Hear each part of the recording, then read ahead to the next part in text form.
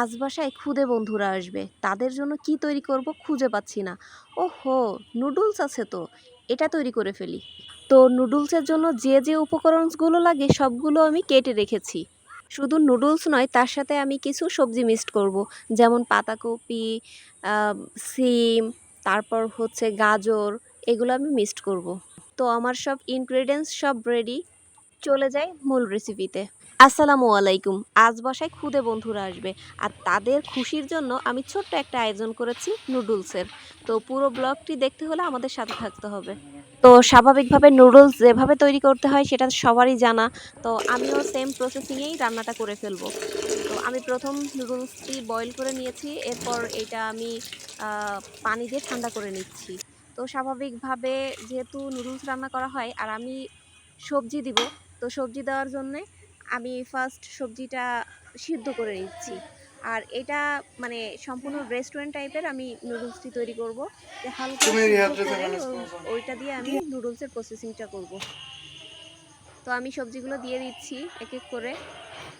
আর এরপর আমি এইটা হালকা বয়েল হলেই আমি নুডলসটা দিয়ে দিব।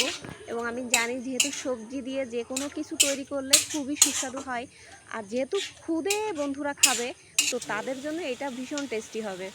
তো যেহেতু আমার সবজিটা কিছুটা সিদ্ধ হয়ে গেছে, এখন আমি বাকি ইনগ্রেডিয়েন্টসগুলো দিয়ে দিব এক এক করে। দিয়ে সস, ডিম, যে উপকরণগুলো আছে সব কিছুই আমি দিয়ে দিব। দিয়ে লাস্ট আমি নুডলসটি তৈরি করে ফেলবো।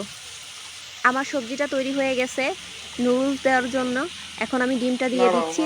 আমি ডিমটা আগে ভেঙে রেখেছিলাম, তো এখন আমি এইটার মধ্যে মিক্স করে তারপর নুডলস দিয়ে দেবো।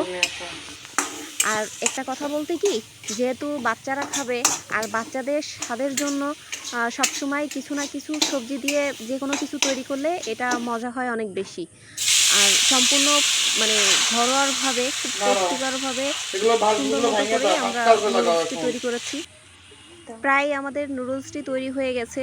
যেহেতু আমাদের সবজি নুডলস খেতে তো ভীষণ মজা হবে, আর সয়া সসগুলো সমস্ত কিছু আমরা মিক্সড করেছি।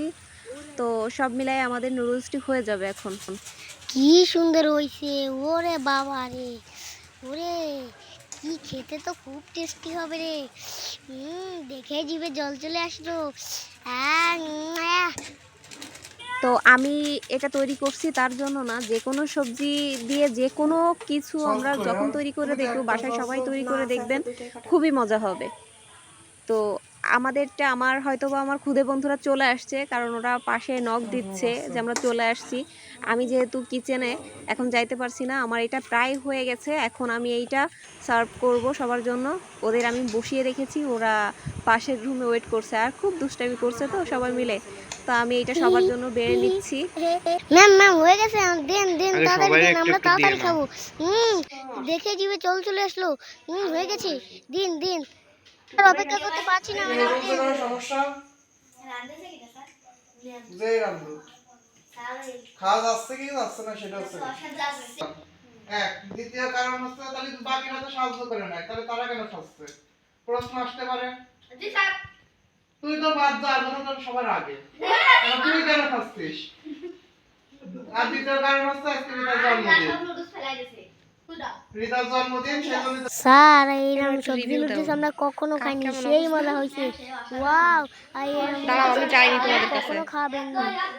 খুদে বন্ধু এক্সাইটমেন্টের জন্য কি যে বলছে আমি কিছুই বুঝে উঠতে পারিনি। তো সবার এক্সপ্রেশন তো আপনারা দেখতেই পাচ্ছেন, ভীষণ মজা হয়েছে, সবাই খুব মজা করে খেয়েছে। আর আমি করেছি তার জন্য না, খুবই মজা হয়েছিল। আর সবাই তাদের এক্সপ্রেশন দেখতেছেন, সুন্দর হয়েছে। খুব মজা, ভীষণ মজা। আজকে কবে খেতে পারবো? আচ্ছা খাও, এবার খাও, সবাই খাও, সবার মতো সবাই খাও। হবে কিন্তু।